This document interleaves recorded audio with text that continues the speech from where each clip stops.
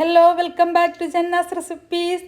ഇന്നത്തെ വീഡിയോയിൽ സാധാരണ ഗോതമ്പ് പൊടി വെച്ചിട്ട് എന്നും ചപ്പാത്തിയും കറിയും ഒക്കെ തന്നെ കഴിക്കുന്നവർക്ക് കറിയൊന്നുമില്ലാതെ ബ്രേക്ക്ഫാസ്റ്റ് ആയിട്ടോ അല്ലെങ്കിൽ ഈവനിങ് സ്നാക്കായിട്ടോ അല്ലെങ്കിൽ രാത്രിയിലൊക്കെ കഴിക്കാൻ പറ്റിയിട്ടുള്ള ഒരു അടിപൊളി റെസിപ്പി ആയിട്ടാണ് വന്നിട്ടുള്ളത്.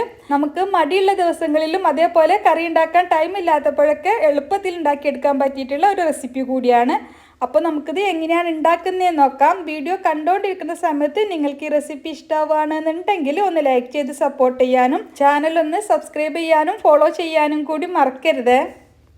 അപ്പോൾ ഇന്നത്തെ ഈ റെസിപ്പിക്കായിട്ട് ഞാനിവിടെ എടുത്തിട്ടുള്ളത് 1 കപ്പ് ഗോതമ്പ് പൊടിയാണ്. അതൊരു ബൗളിലേക്ക് എടുത്തിട്ടുണ്ട്. ഇനി ഇതിലേക്ക് മധുരത്തിനായിട്ട് ഒരു 2 ടേബിൾ സ്പൂൺ പഞ്ചസാരയാണ് ചേർക്കുന്നത്. 2-3 ടേബിൾ സ്പൂൺ വരെ ചേർക്കാം. 2 ടേബിൾ സ്പൂൺ ഒരു പാകത്തിനുള്ള മധുരമാണ്.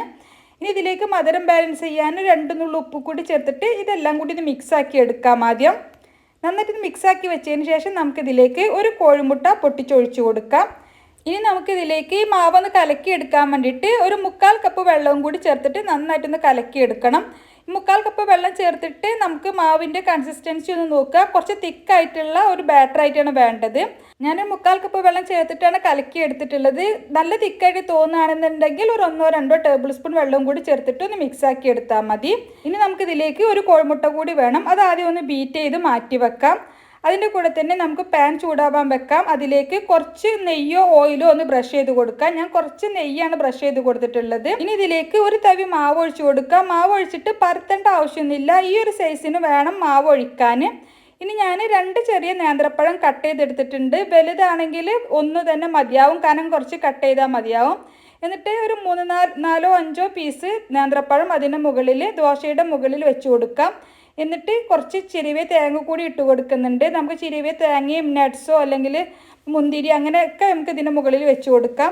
ഞാനിപ്പോൾ കുറച്ച് ചിരവിയ തേങ്ങ ഇട്ടിട്ടുണ്ട്. അതിൻ്റെ മേലേക്ക് 1-2 ടീസ്പൂണ് നമ്മൾ ബീറ്റ് ചെയ്ത് വെച്ചിട്ടുള്ള മുട്ട ഒഴിച്ചു കൊടുക്കുക. ഈ മുട്ട ഒഴിക്കണത് താല്പര്യമില്ലാത്തവർക്ക് വേണമെങ്കിൽ സ്കിപ്പ് ചെയ്യാം, പക്ഷേ അതും കൂടി ഉണ്ടെങ്കിൽ കൂടുതൽ ടേസ്റ്റ് ആയിരിക്കും.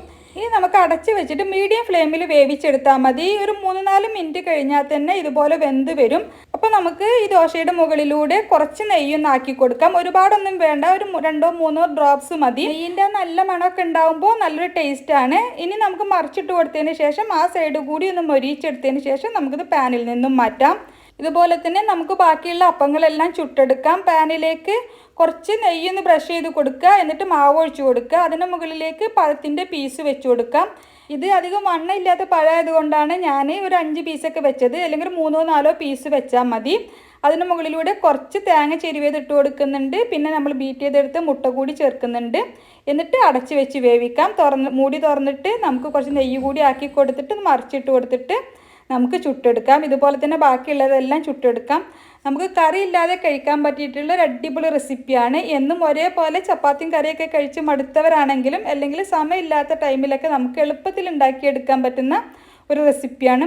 നല്ല സോഫ്റ്റ് ആയിട്ടിരിക്കും. നമ്മൾ രാവിലെ ഉണ്ടാക്കിയാൽ വൈകുന്നേരം വരെ നല്ല സോഫ്റ്റ് ആയിട്ടിരിക്കുന്ന ഒരു റെസിപ്പിയാണ്. അപ്പോൾ ഇതുവരെ ഇതുപോലെ ട്രൈ ചെയ്ത് നോക്കിയിട്ടില്ലെങ്കിൽ തീർച്ചയായിട്ടും ട്രൈ ചെയ്ത് നോക്കുക. എന്നിട്ട് നിങ്ങളുടെ അഭിപ്രായം കമൻ്റായിട്ട് അറിയിക്കുക. നിങ്ങൾക്ക് ഈ റെസിപ്പി ഇഷ്ടമായെങ്കിലും ഒന്ന് ലൈക്ക് ചെയ്ത് സപ്പോർട്ട് ചെയ്യാനും ചാനൽ ഇതുവരെ സബ്സ്ക്രൈബ് ചെയ്യാതെയാണ് വീഡിയോ കണ്ടതെങ്കിൽ ചാനലൊന്ന് സബ്സ്ക്രൈബ് ചെയ്യാനും മറക്കരുത്. അപ്പോൾ ഇൻഷാ അല്ലാഹ് മറ്റൊരു അടിപൊളി റെസിപ്പിയുമായിട്ട് നമുക്ക് വീണ്ടും കാണാം. Thank you for watching.